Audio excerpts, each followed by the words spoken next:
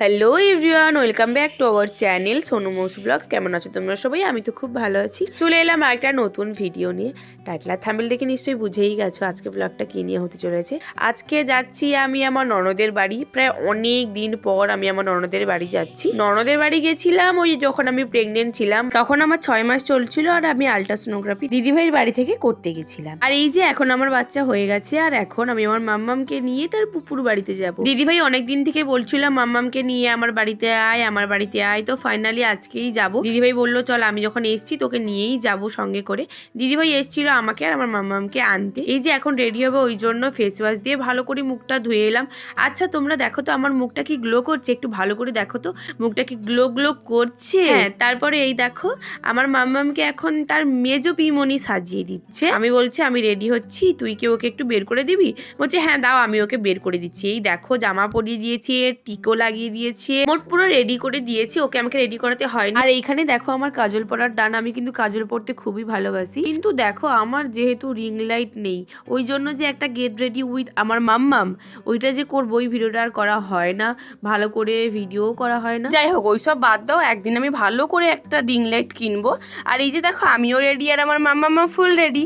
ওই যে দেখো ওই যে হেয়ার বিনটা, ওইটা আমার আমার বৌদি ভাই কিনে দিয়েছিল, মানে ওর মিমি কিনে দিয়েছিল। দেখো কত সুন্দর না, যেখানেই যাই আমি কিন্তু ওইটা পরিয়ে দিই মাম্মামকে। আচ্ছা তোমরা কিন্তু কমেন্ট করতে কেউ ভুলো না আমাদের দুজনকে কেমন লাগছে। হ্যাঁ মানলাম আমার শাড়ির কালারটা আলাদা, ওর জামার কালারটা আলাদা। এই দেখো তোমাদের সঙ্গে কথা বলতে বলে দিদি ভাইও ফুল রেডি আর আমিও তো রেডি আর মাম্মামও তো রেডি। তো চলো এখন টোটোও চলে এসছে। এই দেখো জেঠুকে ডাকা হয়েছিল, মানে আমার বাবার বন্ধুকে ডাকা হয়েছিল। আমার বাবা কিন্তু বাড়িতে ছিল না, কিন্তু বাবাকেও যখন তখন ডাকা হয়, বাবাও আসে টোটো নিয়ে। এই দেখো জেঠু এখন চলে এসছে আর ওই যে মিলি এখনো মাম্মামকে কোলে নিয়েছে। এখন আমরা টোটোতে বসবো। তো ওই দিকে দাদু দিদা সবাই দাঁড়িয়ে ছিল, সবাইকে বললাম যে আসছি, সবাই ভালো করে থাকবে, আমি এখন ঘুরে আসি দিদিভাই বাড়ি থেকে কয়দিন। এখন টোটোয় উঠে পড়লাম আর এই যে দেখো আমার মাম্মাম কতটা খুশি। আমার মাম্মাম কিন্তু টোটোতে উঠলে খুবই খুশি, এই দিক ওই দিক শুধু তাকাতে থাকবে, সবকিছু ভালো করে দেখতে থাকবে, কিন্তু হ্যাঁ একটুও কান্না করবে না। আর যদি টোটো দাঁড়িয়ে পড়ে তারপর কিন্তু কান্না শুরু করে দেয়। আচ্ছা হ্যাঁ, তোমরা একজন আমাকে কমেন্ট করেছিল তোমার ননদের বাড়ি কি খুব কাছাকাছি? ননদের বাড়ি খুব কাছাকাছিও নয় আবার খুব দূরেও নয়। টোটোতে যাওয়ার সময় মাঝখানে নামলাম ফল নিতে, তারপর মিষ্টি নিতে।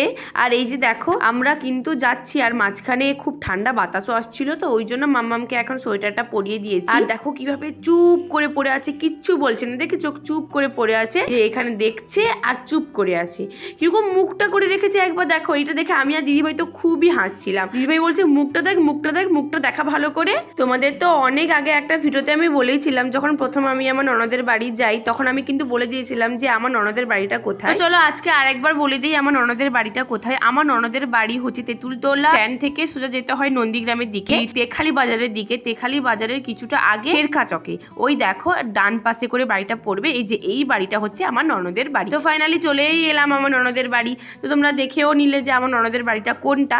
আগেও আমি ভিডিওতে পোস্ট করেছি, আবারও পোস্ট করলাম। তো আর হ্যাঁ, তোমাদের আর কিছু জানাতে থাকলে তোমরা অবশ্যই আমাকে কমেন্ট করে জানাতে পারো, আমি অবশ্যই তোমাদের কোশ্চেনের আনসারগুলো দেবো। চলো আমরা চলে এসেছি পিমনি বাড়ি।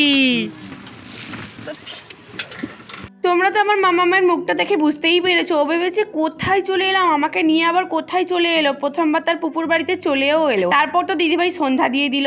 আর এই যে আমি এখন বাইরে দাঁড়িয়েছিলাম আর দিদিভাই তখন সন্ধ্যা দিচ্ছিল। দিদিভাই বলছে ওকে নিয়ে একটু তুই ঘোর, আমি আমার কাজগুলো সেরে নেই, তারপর দুজন মিলে একসঙ্গে গল্প করব, তারপর কিছু খাবার বানাবো। আমি বলছি আচ্ছা ঠিক আছে, ওকে নিয়ে এখন বসছি। এই যে দেখো প্রথমবার এসছে তো নতুন জায়গা, ওই জন্য শুধু আমার কোলেই থাকছে, নিচে কিছুতেই ঘুমাবে না। তারপর কিছুক্ষণ পর নিজে হয়তো বুঝতে পারলো না এটা আমার পুপুর বাড়ি, এখন আমাকে নিচে ঘুমাতে হবে, একটু খেলা করতে হবে। তারপর দেখলাম হ্যাঁ কিছু আর করছে না, কান্নাও করছে না, নিচে ঘুমাচ্ছে, খেলা করছে, সবকিছু করছে। তারপর এই যে দিদিভাই এসে গেল রান্নাঘরে, বলছে আগে রান্নাটা করে নি। তারপর আমাকে এইখানে অনেক কিছু রান্না করে দিয়েছিল, আমি খেলাম, সেটার ভিডিও আর করা হয়নি। এখানে পাশে মাম্মামকে শুইয়ে দিয়ে এখানে দিদিভাইয়ের সঙ্গে গল্প করছিলাম আর দিদিভাই রান্না করছিল।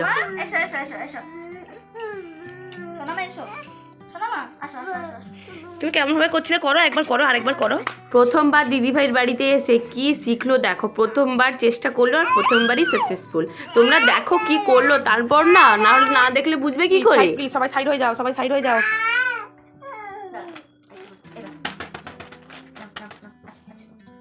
তুমি কেমন ভাবে করছিলে করো করো করো করো মা করো।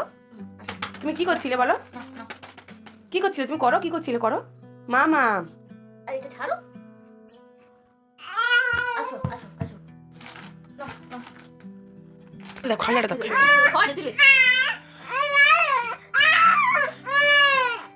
এই তো ডান, এইটার কথাই বলছিলাম। এই দেখো এই দিক একবার হয় আবার ওই দিক একবার হয়। কি হচ্ছে তোর এটা?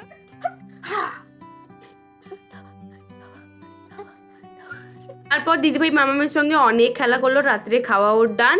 আর এখন আমি ঘুমিয়ে যাব। তো চলো টাটা, দেখা হচ্ছে নেক্সট ভিডিওতে। তো চলো টাটা, বাই বাই, সবাই ভালো থেকো।